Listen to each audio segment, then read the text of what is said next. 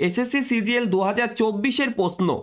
1 বছর আগে বি এর বয়স এর বয়সের দ্বিগুণ ছিল, 9 বছর পর বি ও এর বয়সের অনুপাত 4:3 হলে বর্তমানে তাদের বয়সের সমষ্টি কত বছর? দেখো, খুব সহজ একটি প্রশ্ন। 1 বছর আগে এ এবং বি এর বয়সের অনুপাত জানা আছে, তাই না? কি বলেছে? বি এর বয়স এর বয়সের দ্বিগুণ ছিল, বি এর বয়স এর বয়সের দ্বিগুণ ছিল, অর্থাৎ এর বয়স যদি আমরা 1 ধরে নিই তাহলে বি এর বয়স কত ছিল? দ্বিগুণ মানে 2, 1-এর দ্বিগুণ মানে 2, ঠিক আছে?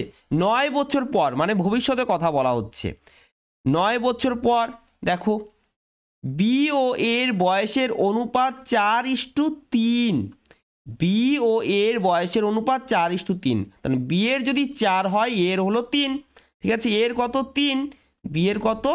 4, ঠিক আছে? আমরা রেশিও মেথড, ক্রস মেথড দুটি উপায়ে সলভ করতে পারি। কিভাবে করব?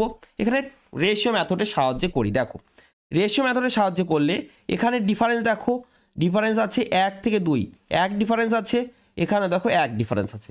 দুজনের মধ্যেকার বয়সের পার্থক্য সবসময় একই হয়, তাহলে এখানে একই আছে, তাই না?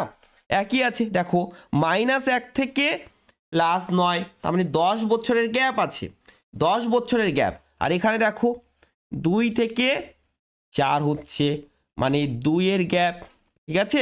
2 এর গ্যাপ, তাহলে 2 ইউনিটের মান হলো 2 ইউনিটের মান হলো 10, তাহলে 1 ইউনিটের মান কত হবে? 5 হবে।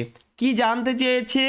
বর্তমানে তাদের বয়সের সমষ্টি কত বছর। দেখো, 1 বছর আগে কত ছিল? 1 + 2, 3 ইউনিট ছিল, তাহলে 3 ইউনিটের মান কত? তা 3 ইউনিটের মান হলো 3 × 5 = 15। এটা 1 বছর আগে সমষ্টি ছিল, বর্তমানে সমষ্টি কি হবে? প্রত্যেকের বয়স 1 করে বৃদ্ধি পেয়েছে, তাই না?